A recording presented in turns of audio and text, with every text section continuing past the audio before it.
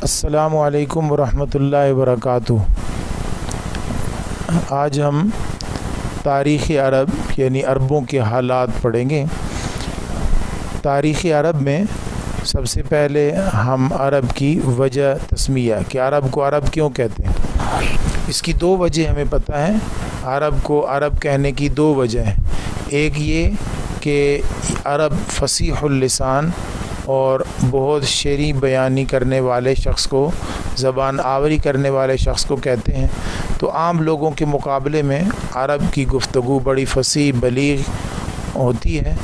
दूसरे लोगों को वो अजम कहते हैं यानी गूंगे, और ख़ुद वो बहुत अच्छा बोलते हैं, इसलिए अपने आप को अरब कहते हैं।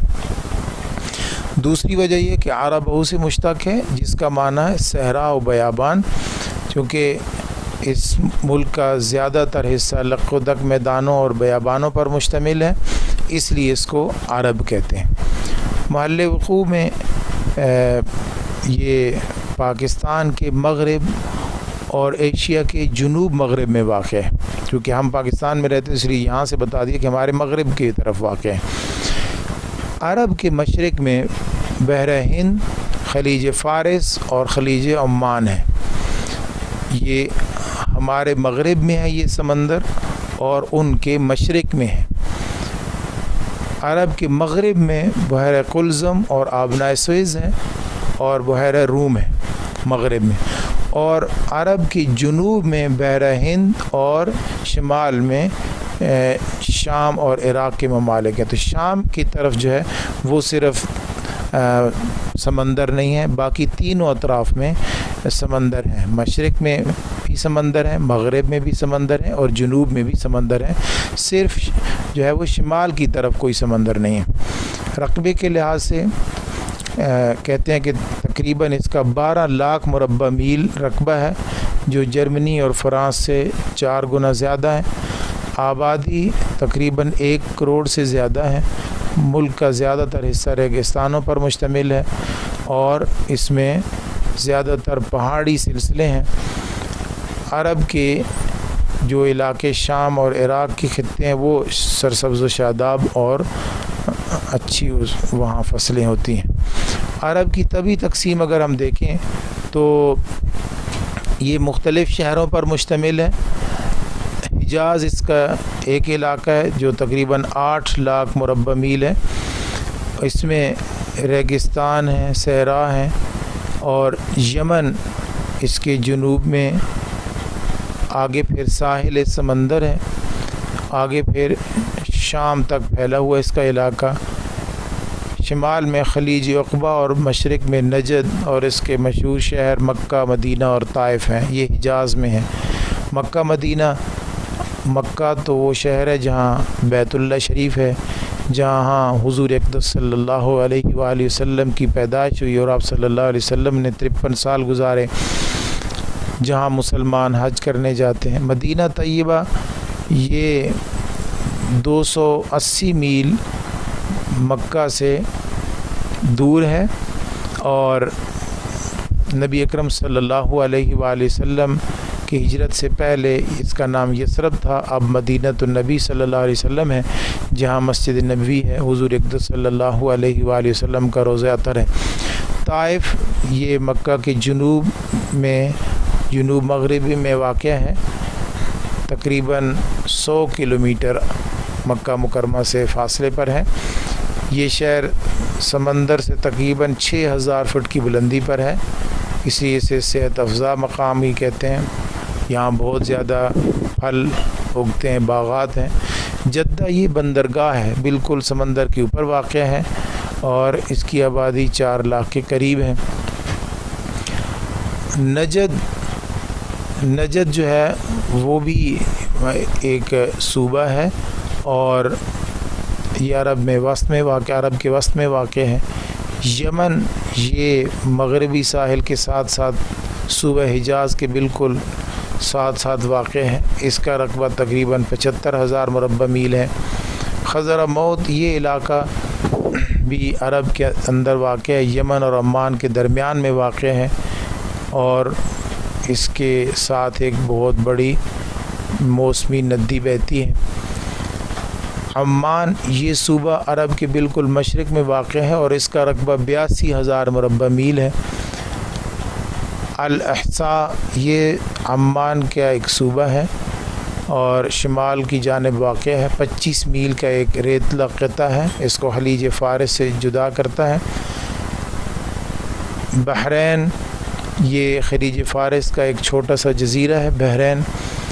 تہامہ یہ ساحل سمندر پر واقع ہے، اور ربع خالی یہ عرب کا صحرا، بہت بڑا صحرا ہے، اسے ربع خالی کہتے ہیں۔ آج کل اس میں بہت زیادہ جگہوں پر تیل کے کنویں لگے ہیں۔ آب و ہوا اور پیداوار اگر ہم دیکھیں عرب کی تو بہت گرمی ہوتی ہے اور خشکی ہے، بالکل بارش کبھی کبھار ہو جاتی ہے لیکن جو ہے وہ بہت گرمی ہے۔ البتہ پہاڑوں پر کچھ موسم بہتر رہتا ہے، بارش نہ ہونے کے باعث زراعت نہیں ہو سکتی، کھیتی باڑی نہیں ہو سکتی، زیادہ تر علاقہ ایسے ہی پڑا ہوا ہے۔ لوگ کچھ بھیڑ بکریاں اور اونٹ پالتے ہیں، چونکہ یہ تینوں جانور تھوڑے تھوڑے گھاس پر گزارا کر لیتے ہیں، خشک تر جیسا ہو کھا لیتے ہیں۔ تو جب بارشیں ہوتی ہیں تو کچھ گھاس اگتے ہیں، پھر جب بارشیں نہیں ہوتی تو خشک ہو جاتے ہیں۔ تو اس طرح ان بڑے صحراؤں میں ان جانوروں کا گزارا ہوتا رہتا ہے۔ یہاں مشہور پھل جو ہے وہ کھجور ہے، باجرہ، جو اور گیہوں بھی کہیں کہیں اگائے جاتے ہیں۔ البتہ طائف میں بہت اچھے باغات ہیں، انار ہیں، انگور ہیں اور بہت زیادہ مشہور پھل وہاں پر موجود ہیں۔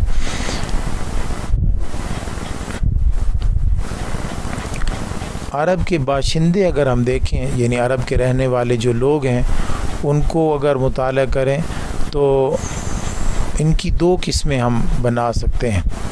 کچھ تو ایسے لوگ ہیں جو شہروں میں رہتے ہیں، دیہاتوں میں رہتے ہیں، انہیں خضری کہتے ہیں، یعنی شہری جیسے ہم، اور یہ لوگ تجارت کرتے ہیں، کھیتی باڑی، صنعت و حرفت کے ذریعے سے۔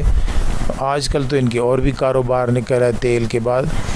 دوسرے جو لوگ ہیں جنہیں بدوی کہتے ہیں، یہ بدو کہتے ہیں، یہ صحرا اور بادیہ نشین لوگ ہیں جو بھیڑ بکریاں اونٹ پالتے ہیں، ایک جگہ خیمے لگاتے ہیں، وہاں تھوڑا عرصہ رہتے ہیں، پھر اگلی جگہ چلے جاتے ہیں۔ یہ ہیں بادیہ نشین یا بدو۔ اگر ایک اور تقسیم دیکھی جائے تو عرب کی نسلی اعتبار سے 3 طرح کی تقسیم ہے، ایک عرب بائدہ، ایک عرب عاربہ اور ایک عرب مستعربہ۔ عرب مستعربہ کو ہم بنو اسماعیل بھی کہتے ہیں، یعنی حضرت اسماعیل علیہ السلام کی اولاد۔ ہم جانتے ہیں کہ حضرت اسماعیل علیہ السلام جو ہے عدنانی یا مصری تھے، وہ حضرت ابراہیم علیہ السلام نے انہیں یہاں آ کر آباد کیا تھا۔ تو ان کی شادی پھر یمن کی ایک خاتون کے ساتھ ہوئی، جو ایک قبیلہ وہاں آ کر آباد ہوا تھا، یمنی قبیلہ۔ تو یمن کے لوگوں کی زبان عربی تھی اور حضرت اسماعیل علیہ السلام کی زبان مصری تھی۔ تو یوں حضرت اسماعیل علیہ السلام نے عربی سیکھ لی۔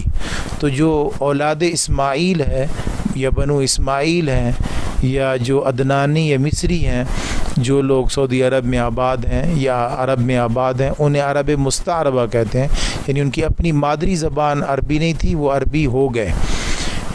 دوسرے ہیں عرب عاربہ، یعنی جو بنو قحطان ہیں یا یمن کے لوگ ہیں، یہ اصل عرب ہیں اور ملک میں بہت زیادہ پھیلے ہوئی ہیں۔ تو قحطانی بادشاہ، ان کا مشہور ایک بادشاہ تھا ہمیری، تو ان کی جو اولاد ہے وہ عرب عاربہ کہلاتی ہے، اصل عرب یہ ہے۔ ایک عرب بائدہ ہے، وہ عرب پرانے عرب جیسے عاد، سمود، یہ پرانے عرب قومیں تھیں جو اپنے گناہوں کی وجہ سے اللہ کے عذاب میں ہلاک ہو گئے اور تباہ و برباد ہو گئے، انہیں عرب بائدہ کہتے ہیں۔ تو گویا کہ عرب کی ایک تقسیم یہ ہے، عرب بائدہ، عرب عاربہ اور عرب مستعربہ۔ اور ایک عرب کی یہ تقسیم ہے کہ عرب خضری یا عرب بدوی۔ السلام علیکم ورحمۃ اللہ وبرکاتہ۔